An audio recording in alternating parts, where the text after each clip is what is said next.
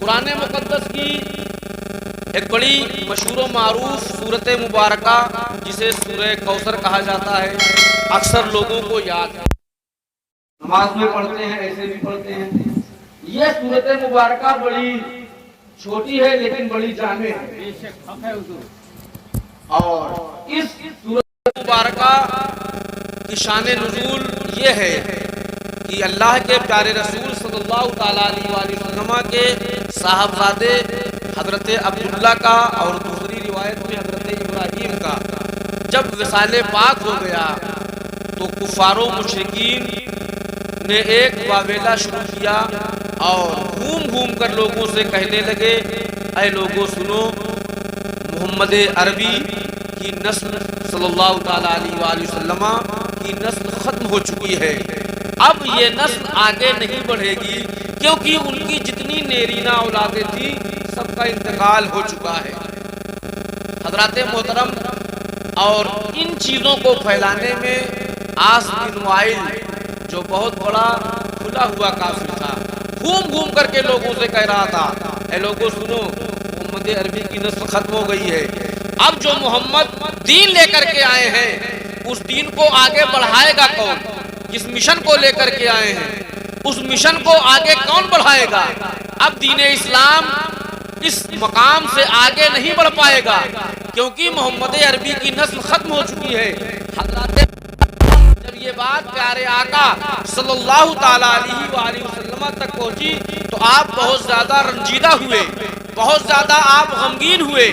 اللہ تبارک و تعالیٰ نے فوراً جبریل امین کو بھیجا اور رب نے ارشاد فرمایا، اے جبریل امین جاؤ میرے محبوب کو یہ خبر دے دو، میرے محبوب کو یہ بتا دو، انا اعطیناک الکوثر، کہ بے شک آپ کے رب نے آپ کو کوثر عطا کیا، بے شک، سبحان اللہ سبحان اللہ سبحان اللہ، آپ کے رب نے آپ کو کوثر عطا کیا ہے۔ بے شک، اے محبوب آپ غم نہ کریں، آپ رنجیدہ نہ ہو، آپ ان لوگوں کی باتوں کو نہ سنیں، آپ کے رب نے آپ کو کوثر عطا کر دیا ہے۔ بے شک حضرات محترم، اور کوثر ایک ایسی عظیم نعمت ہے کہ مفسرین نے فرمایا ہے کہ کوثر سے مراد حوض کوثر ہے جو بروز قیامت مومنین کو دی جائے گی، اور بعض نے مراد لیا ہے کہ جنت کی نہروں میں سے ایک نہر ہے، بے شک، جیسے کوثر و تسنیم نہر ہے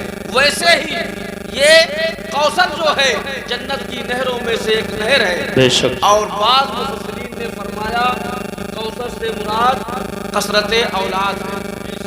یہ کہتے تھے نا کہ نبی کی اولاد ختم ہو گئی ہے، مفسرین نے فرمایا کہ اس کوثر سے مراد کثرت اولاد ہے، یعنی قیامت تک کے لیے اللہ تبارک و تعالیٰ نے اپنے نبی کی اولادوں میں ایسی برکتیں نازل فرمائی کہ دنیا کی نسل ختم ہو جائے، نبی کی نسل قیامت تک موجود ہے۔ آئے آئے ماشاءاللہ، زندہ باد زندہ باد، اللہ اکبر، رسول اللہ، زندہ باد، سبحان اللہ۔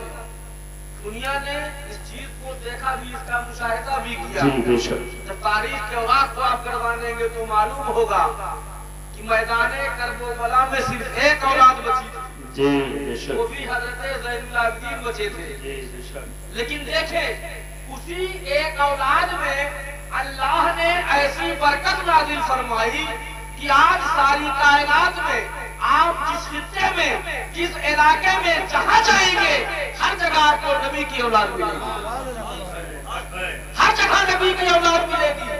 آپ بغداد چلے جائیں، آپ بخارا چلے جائیں، نیشاپور چلے جائیں، سمرقند چلے جائیں، عراق چلے جائیں، ایران چلے جائیں، فرانس چلے جائیں، لیبیا چلے جائیں، مصر چلے جائیں، ہندوستان چلے جائیں، پاکستان چلے جائیں، نیپال چلے جائیں، لنکا چلے جائیں، جہاں جائیں گے، جس خطے میں جائیں گے، جس علاقے میں جائیں گے، نبی کی اولاد وہاں ملے گی، اور اولاد صرف نہیں ملے گی بلکہ 1400 سال پہلے نبی جو مشن لے کر کے آئے تھے آج بھی ان کی اولاد اس مشن کو آگے بڑھائے۔ زندہ باد زندہ باد زندہ باد، حق ہے سب، بے شک۔ میرے دوستو، آپ کہیں جائیں ہندوستان کی سرزمین میں آپ حضرات گرامی دیکھ لیں، ہندوستان کی سرزمین میں دیکھ لیں، آپ اجمیر چلے جائیں آپ کو خواجہ غریب نواز ملیں گے، وہ بھی نبی کی اولاد میں ہے۔ آپ جو ہے اور آگے چلے جائیں سرزمین کی شوشا چلے جائیں نبی کی اولاد ملیں گے، آپ قاہرہ چلے جائیں نبی کی اولاد ملے گی، آپ جو ہے بہرائچ چلے جائیں مسعود قاضی نبی کی اولاد ہے، وہ بھی آپ کو ملے گی۔ شہنشاہ دیوا حضرت وارث پاک نبی کی اولاد ہے۔ کہاں جس علاقے میں جائیں گے، جس خطے میں جائیں گے، جس ضلع میں جائیں گے، ہر جگہ آج بھی اللہ کے پیارے رسول کی اولادیں موجود ہیں۔ حضرات گرامی آپ دیکھیں بظاہر وہ ہماری آنکھوں کے سامنے موجود نہیں ہے، لیکن پھر بھی نبی کے مشن کو کل بھی وہ آگے بڑھا رہے تھے، آج بھی آگے بڑھ رہے ہیں انشاءاللہ صبح قیامت تک۔ بے شک سبحان اللہ۔ خالد کی چوٹنی کہتے ہیں میری وراثت میں جو شان باقی ہے وہی عروج وہی عنوان باقی ہے، وہی یزید تھا جو مٹ گیا زمانے سے، وہی حسین ہے جن کا نشان باقی ہے۔ بے شک سبحان اللہ۔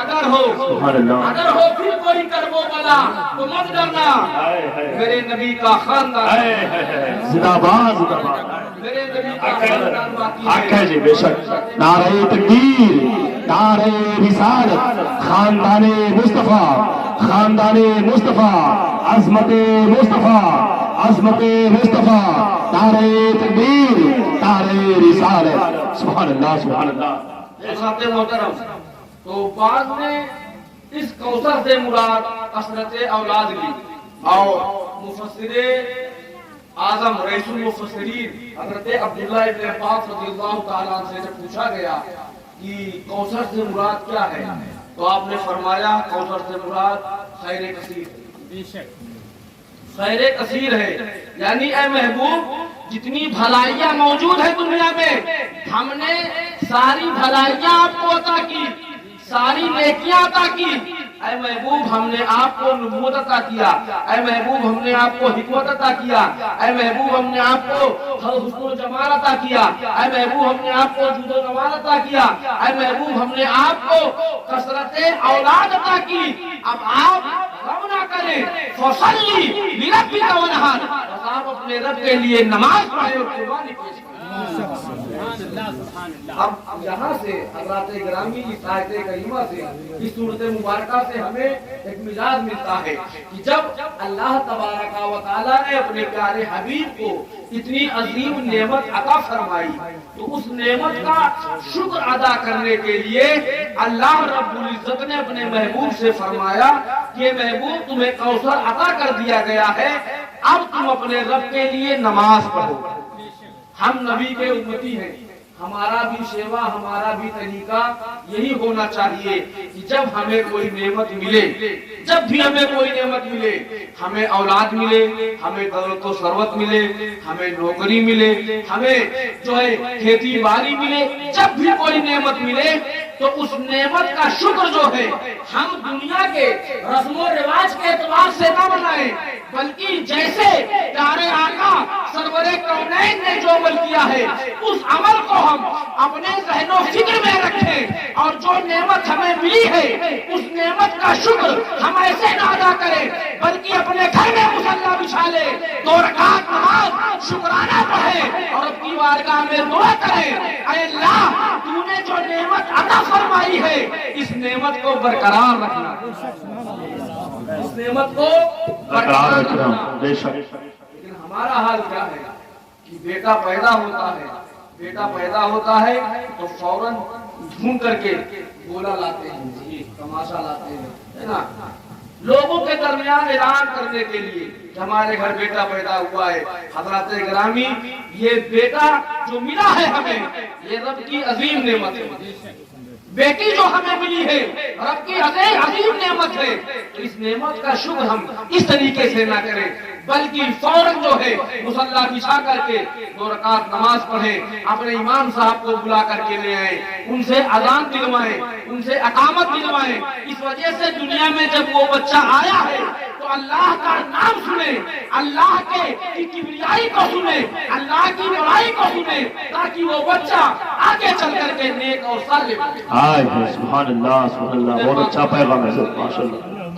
اللہم محمد صلی اللہ علیہ وسلم علی خیر محمد، السلام علیکم رسول اللہ صلی اللہ علیہ وسلم، ماشاء اللہ۔ حضرات آپ جانتے ہیں کہ آج کل علماء اکرام کا ایک مشن بھی چل رہا ہے، جی ہے نا، وہ مشن چل رہا ہے کہ ڈی جے کو بند کرا، ماشاء اللہ، زندہ باد، باجے کو بے بند شک۔ کرا۔ اور یہ مشن حضرات گرامی صرف علماء کی کوشش اور کاوش سے نہیں بند ہوگا، بلکہ اس میں عوام جی کا جی جی شریک ہونا بہت ضروری ہے۔ جی بے شک۔ کبھی کبھی تو حالت یہ ہو گئی ہے حضرات گرامی کہ اگر امام صاحب اعلان کر دیں کہ اب بھائی جہاں ڈی جے رہے گا، جہاں باجا رہے گا، ہم نکاح نہیں پڑھائیں گے، تو آج رات میں انہوں نے اعلان کیا، صبح عوام ان کا بوریا بستر باندھ دیتی ہے، انہیں ہٹا دیتی ہے۔ حضرات گرامی سوچے ایک عالم کی ذمہ داری کیا ہے؟ جی یہ قاری صاحب ہیں، کہیں امامت کرتے ہیں، کہیں مدرسہ کھولے ہیں، مدرسے کے ناظم ہیں، ان کی ذمہ داری ہے کہ علاقے میں اگر کوئی خرافات پھیلتی ہے تو سب سے پہلے علاقے کے لوگ انہیں پکڑیں گے کہ قاری صاحب آپ ادارہ چلاتے ہیں، مدرسہ چلاتے ہیں اور آپ اسے بند نہیں کر رہے ہیں۔ تو جب قاری صاحب نے اعلان کر دیا تو حضرات گرامی ہماری یہ ملی ذمہ داری ہے کہ ہم ان کے اعلان کو اپنی ماتھے کی آنکھوں میں سجائیں اور یہ کہیں ہاں قاری صاحب آپ نے اپنے مفاد کے لیے نہیں کہا، بلکہ آپ نے ہمیں گناہوں سے بچانے کی کوشش بے کی شک، بے ہے۔ شک۔ آپ ہمیں آخرت میں ہمارا جو برا انجام ہونے والا ہے اس عمل کی وجہ سے آپ نے ہمیں بچا لیا۔ اور حضرات گرامی انسانوں میں سب سے بہتر انسان وہ ہے جو لوگوں کو بھلائی کا حکم دے اور برائی بے شک، بے شک، زندہ باد، بے شک۔ بھلائی کا حکم دے اور برائی سے روکے۔ حضرات گرامی یہ ہمارا مشن ہونا چاہیے۔ آپ سوچیں چند منٹ کی صرف آرزو اور تمناؤں کے لیے، لذت کے لیے آپ ایسے ایسے گناہ حضرات گرامی کر بیٹھتے ہیں جس کا کوئی مقصد و مطلب نہیں ہے۔ آپ پیسہ بھی خرچ کرتے ہیں اور آپ گناہوں میں ملوث ہوتے ہیں۔ ہمارے نوجوان اس کے اگل بگل ناچتے ہوئے نظر آتے ہیں۔ اب بتائیے لوگ آج کل قومیں آسمان کا چکر لگا رہی ہے، چاند اور سورج پر جا رہے ہیں اور ہمارا نوجوان ڈی جے کے پیچھے پیچھے دوڑ رہا ہے۔ حالت یہ ہو گئی ہے نا۔ آپ جانتے ہیں قوم یہود کو مختصر ہے لیکن پوری دنیا پر حکومت ہے آج۔ وجہ جانتے ہیں کیا ہے؟ وہ اپنے بچوں کو خالی نہیں چھوڑتے ہیں۔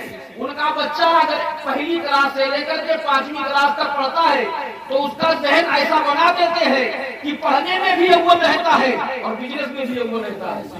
اسی وجہ سے آج پوری دنیا میں ان کا پروڈکٹ چل رہا ہے۔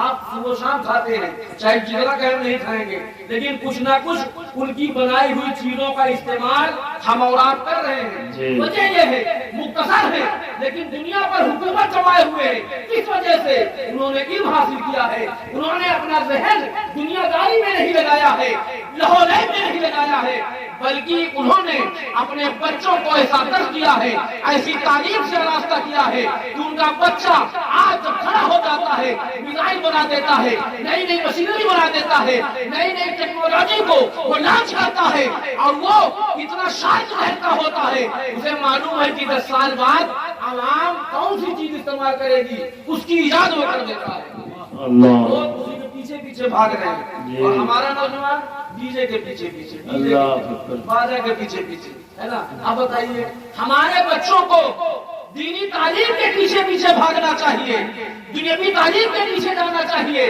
کہ وہ علم حاصل کر کے اپنا ایک وقار بنائے، اپنا ایک وجود بنائے اور جان لے حضرات گرامی جو خلفشار ہمارے سماج میں پیدا ہوتا ہے وہ جاہلیت کی وجہ سے پیدا ہوتا ہے، علم نہ ہونے کی وجہ سے پیدا ہوتا ہے۔ ہمیں اور آپ کو یہ سمجھنا چاہیے کہ ہم کوئی ناچنے گانے والی قوم نہیں ہے، ہم تو وہ قوم ہے، ہم تو وہ قوم ہے کہ جنہوں نے 313 رہ کر کے 1000 یعنی 10,000 سے زائد لوگوں کو دھول چٹایا ہے، اور جنگ ہر جنگ میں جو ہے آگے آگے رہ کر کے جامع شہادت بھی نوش فرمایا ہے اور اسلام کا پرچم بھی لہرایا ہے۔ بے شک، سبحان اللہ سبحان اللہ۔ ہمارا ہم حال یہ ہو گیا ہے، ہمارا معاملہ ہو گیا ہے، شادی ہوتی ہے طرح طرح کے خرافات حضرات گرامی، اور سوچتے ہیں یہ کہیں گے کہ ارے حضرت اگر نہیں کریں گے تو خالہ ناراض ہو جائیں گی، خالو ناراض ہو جائیں گے، دادا ناراض ہو جائیں گے، پھپھا ناراض ہو جائیں گے۔ ارے پھپھا، خالو، دادا، دادی یہ آپ کے قبر میں نہیں جائیں گے، آپ دینے آئے ہیں، دینے جائیں گے۔ جو اعمال آپ نے کیا ہے اس کا جواب اور اس کا بھگتان آپ کو خود کرنا پڑے گا۔ آپ ان کی ناراضگی کو مول نہیں لینا چاہتے ہیں، لیکن اللہ اس کے رسول کی ناراضگی کو آپ مول لے لیتے ہیں۔ حضرات گرامی، یہ ناراض ہو جائے گے، ناراض ہو جائے، لیکن آپ کے دماغ میں یہ بات رہے کہ اللہ اور اس کا رسول ناراض نہ ہونے۔ جی بے شک، رکھے سر، اور آپ معلوم ہونا چاہیے کہ جو آپ چمک دمک دیکھ رہے ہیں، یہ شامیانہ ٹینٹ ہے نا، سب دیکھ رہے ہیں، آج ہمیں اور آپ کو خوشی ہے، آج ہمارے خطیب بھائی بھی خوش ہیں، ان کے گھر والے بھی خوش ہیں کہ شادی کی تقریبات مرتب کی گئی۔ ماشاءاللہ، یہ ساری چیزیں ہمیں پیارے نبی کی میراث کی وجہ سے، بے شک بے شک، سب نبی کی میراث کی وجہ سے ملا ہے۔ ورنہ علماء بیٹھے تاریخ شاہد ہے کہ آج جو بیٹا، آج جو باپ اپنی بیٹی کے نکاح کو مکمل ہو جانے کے بعد جو اسے دل میں خوشی لاحق ہوتی ہے، حضرات گرامی ایک زمانہ تھا کہ یہی باپ اپنی بیٹیوں کو زندہ دفن کر دیتے تھے، لیکن جب آقا تشریف لائے تو آقا نے بیٹیوں کی فضیلت بیان کی، آقا نے بیٹیوں کی عظمت بیان کی، آقا نے بیٹیوں کو یہ بتایا کہ لوگوں جیسے تم اپنے بیٹوں سے محبت کرتے ہو ویسے ان بیٹیوں سے محبت کرو، ویسے ان بیٹیوں سے محبت کرو، اور انہیں اچھی تعلیم دو، انہیں آراستہ کرو، انہیں اچھی سیرت والا بناؤ، اس کے بعد ان کا نکاح کر دو، اللہ تمہارے نامہ اعمال میں حج کا ثواب عطا کرے گا۔ سبحان اللہ سبحان اللہ۔ آقا نے جب یہ فضیلت لوگوں سے بتائی تو تمام لوگ مان گئے۔ ایام جاہلیت میں جن لوگوں نے ایسا کام کیا تھا، پیارے آقا کی بارگاہ میں آئے، گریہ وزاری کی، پیارے آقا کی بارگاہ میں انہوں نے غلطیاں مانی۔ اور میرے دوستو آخری بات میں آپ کو بتا دوں گا، آخری پیغام کہ اللہ کے پیارے رسول صلی اللہ علیہ وسلم کے چچا حضرت حمزہ، جن کا جنگ احد میں جن کی شہادت ہو گئی تھی، ان کی بیوی، ان کی زوج مبارکہ سے اللہ کے پیارے رسول نے ارشاد فرمایا، چچی جان آپ نکاح کر لیں، اتنی لمبی زندگی کیسے گزرے گی؟ آپ کی چچی نے کہا کہ اے اللہ کے رسول، اے میرے بھتیجے، میں نکاح تو دوسرا کر لوں، لیکن میری ایک بیٹی ہے، جس بیٹی کی کفالت کی مجھے بڑی فکر ہوتی ہے کہ میں نکاح کراؤں گی تو اس کی کفالت کون کرے گا، اسے پالے گا کون؟ ہو سکتا ہے کوئی دوسرا باپ ہو اور اس سے محبت نہ کرے، اسے پالے گا، اسی وجہ سے میں دوسرا نکاح نہیں کر رہی۔ اللہ کے پیارے رسول صلی اللہ علیہ وسلم نے حضرت عمارہ کو گود میں اٹھایا اور لے گئے مسجد نبوی۔ مسجد نبوی شریف میں دوار کا وقت تھا، تمام صحابہ جلوہ فرما تھے۔ آقا علیہ السلام منبر شریف پر تشریف لے گئے اور آپ نے ارشاد فرمایا، اے لوگو سنو، یہ میری چچا زاد بہن ہے، میرے چچا کی لڑکی ہے، اس کا نام عمارہ ہے، ان کی والدہ سے میں نے نکاح کرنے کے لیے کہا تو انہوں نے اس وجہ سے نکاح وہ نہیں کر رہی ہے کہ اس بچی کی کفالت کون کرے گا۔ اے لوگوں سنو، تم میں سے کوئی ہے جو عمارہ کو پالے، عمارہ کی کفالت کرے؟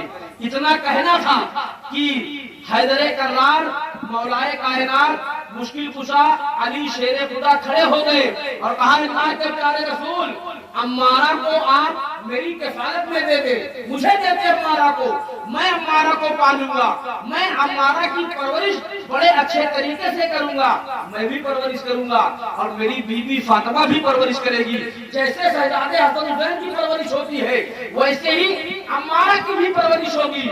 آپ نے اتنا کہا کہ آپ کی مکمل بات ہوئی کہ حضرت جعفر طیار کھڑے ہو گئے. تو کہا اللہ کے پیارے رسول مولائے کائنات جتنی باتیں فرما رہے سب حق ہے, مولائے کائنات کا بھی حق ہے, لیکن اللہ کے پیارے رسول اس بچی سے میرا دوہرا رشتہ ہے, اس بچی سے میرا نسبی تعلق ہے, آپ عمارہ کو مجھے دے دے, اس وجہ سے کہ میری بیوی اور عمارہ کی ماں سگی بہن ہے, سگی بہن ہے, میری بیوی عمارہ کی خالہ ہے. اور اے اللہ کے پیارے رسول آپ ہی کا ارشاد گرامی ہے الخالۃ بمنزلۃ الام, کی خالہ ماں کے درجے میں ہوتی ہے. اے اللہ کے پیارے رسول آپ عمارہ کو مجھے دے دیں, میری بیوی عمارہ کی پرورش ماں کی حیثیت سے کرے گی. حضرات گرامی جب یہ بات پیارے آقا سرور کونین صلی اللہ تعالیٰ علیہ وآلہ وسلم نے سنی تو آنکھوں سے اشک جاری ہو گئے, پیارے آقا رونے لگے اور آپ نے اللہ رب العزت کی بارگاہ میں اپنے دستے مبارک کو اٹھایا اور دعا کرنے لگے, اے اللہ رب العزت تیرا شکر و احسان ہے, تیرا لاکھ لاکھ احسان ہے. یہ قوم جو بیٹیوں کو زندہ دفن کر دیتی تھی, آج یہی قوم بیٹیوں کو سینے سے لگا رہی ہے, بے شک سبحان اللہ, بیٹیوں کو سینے سے لگا رہی سبحان اللہ. حضرات گرامی تو آج بیٹیوں کی محبت جو باپ کے دلوں میں ہے یہ پیارے آقا کی میلاد کا صدقہ ہے, اللہ کے پیارے رسول کی میلاد کا صدقہ ہے, آپ کی آمد کا صدقہ ہے. ورنہ جس طریقے سے بیٹیاں دفن کی جا رہی تھی حضرات گرامی ایک بھی بیٹی نہ ملتی, یہ نسل انسانی آگے نہ چلتی. لیکن پیارے آقا کی جب آمد ہوئی آپ نے اس غلط رسم و رواج کو ختم کیا اور لوگوں کے سامنے بیٹیوں کی فضیلت بیان کی. بیٹیوں کے لیے اللہ کے پیارے رسول نے بیٹوں کے پیسے میں سے حصہ دیا, ماں باپ کے جو ہے زمین میں جائیداد میں ان کے ورثہ میں حصہ دیا اور کہا جیسے بیٹوں کا حق ہے ویسے ہی بیٹیوں کا حق ہے. اگر بیٹے کا 2 حصہ ہے تو بیٹی کا 1 حصہ ہے. بہن کو حصہ دیا, ماں کو حصہ دیا, اگر ماں موجود ہے تو ماں کا 8واں حصہ ہے, اسے دینا پڑے گا. یہ کس نے بیان کیا؟ آج آپ جو ہے حصہ بانٹ کرتے ہیں, آج آپ قانون لاتے ہیں کہ عورتوں کو حصہ ملنا چاہیے.